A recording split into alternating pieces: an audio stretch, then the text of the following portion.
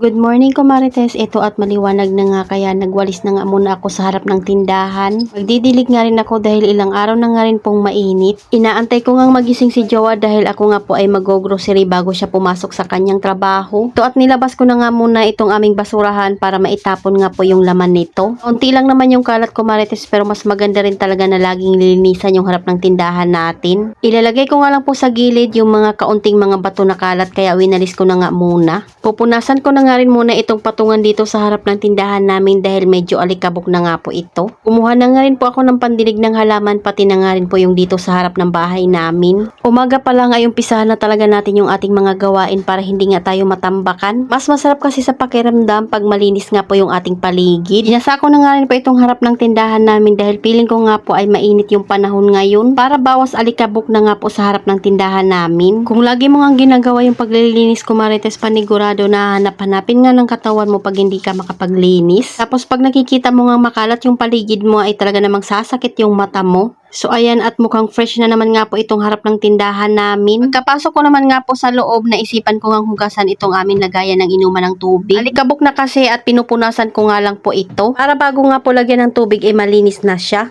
Wala man ito sa plano ko, Kumarites, pero ayan at kusa na ngang kumikilos itong aking katawan. Yung gagamitin ko nga pong sponge ay panghugas nga po ito sa plato. Di naman kasi pwedeng ipanglinis ko nga rin po yung pinanglilinis ko sa CR. Abay baka lalong dumumi nga po ito. Punan ko nga lang po sa labas at hindi ko na nga isasama sa loob yung pagsasabon. Dahil malinis naman yung loob nito pero babanlawan ko nga lang po iyon. Yung CR namin, Kumarites, ay wallpaper nga lang po iyang nasa dingding. Katamtax nga po iyan dahil lagi nga pong nababasa kaya naman hindi nga rin po talaga iyan dumidikit. At saka dati pa nga po yan, Kumarites, at sinusundrox ko nga lang po yan at binabrush para maging malinis. Natapos ko nga pong linisan itong aming inuman ng tubig, babrushin ko nga po itong pintuan ng CR. Pansin ko nga rin pong madumi na at hindi na nga rin po kaaya-aya tingnan. Bago nga po iyon, ayan, at binabad ko nga muna yung paligid sa sondro. Dalas ko naman nililinis itong CR namin pag naliligo nga po ako at lagi ko nga pong sinasabay sa pagbrush yung aming inidoro. Wala na nga rin pong laman yung aking lagayan ng conditioner at shampoo kaya itatapon ko na nga muna. Brushin ko na nga rin po itong takip ng aming basurahan. Panay nga rin po ang silip ko dyan, Kumarites, at baka meron nga pong bumili sa tindahan. Madalas ba naman talaga pag meron tayong ginagawa ay doon nga pong may bumibili sa atin. Hira nyo lang talaga ako makikita na dito sa CR may ginagawa dahil madalas nga pong naglalaba ay si Jowa. Tapos pag naglilinis naman ako dito ay ako nga po ay naliligo ng time na iyon kaya hindi ko na nga pinapakita sa inyo. Madami-dami na nga rin po akong nababasa at gustong makita itong CR namin. So ayan, at hindi pa nga po ito finish, Kumarites, pero pinapanatili ko naman nga pong malinis. At hindi pa nga po ito aesthetic. Ito nga po ay katabi ng aming kusina. Maliit nga lang po itong CR namin at nandito na nga rin po sa likod ng pinto yung pinaka-washing namin. Pagkatapos ko nga pong magkuskus-kuskus dito sa CR ay next ko nga pong lilinisin itong aming tabo at saka yung aming balde.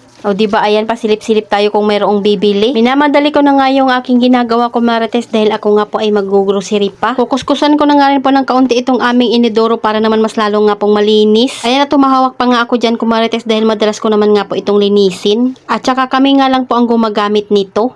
At dahil magpapalit na nga po ako ng sponge ng panggamit nga po sa plato ito at gagamitin ko na nga po dito sa tabo. Ibababad ko nga muna itong tabo sa Sunrox pati nga rin po itong aming balde. Kaya ko na nga po ito babanlawan para nga po lumambot yung mga dumi nito. Siyempre pag meron tayong ginagawa ayan, sure yan na merong bibili sa atin. Pero didiretso na nga po ako sa grocery kaya naghugas nga lang po ako ng kamay.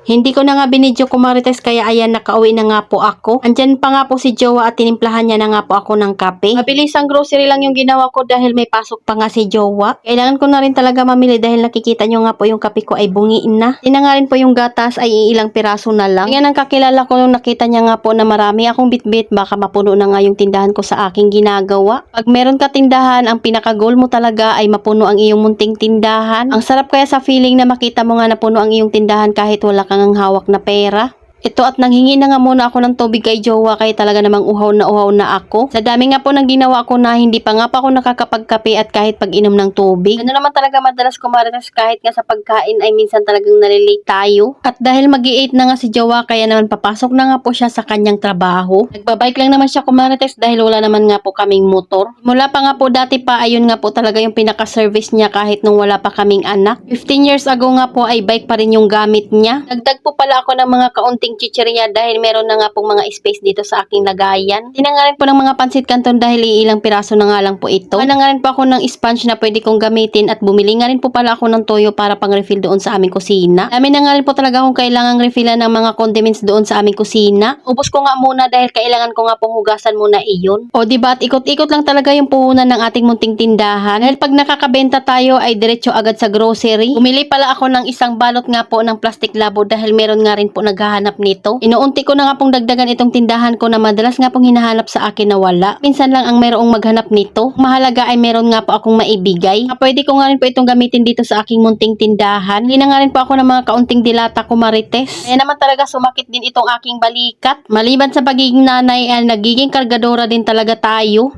So ayun lang muna ko marites. Salamat sa panonood. Follow for more. God bless us. At sana i-share nyo na nga rin po itong aking video.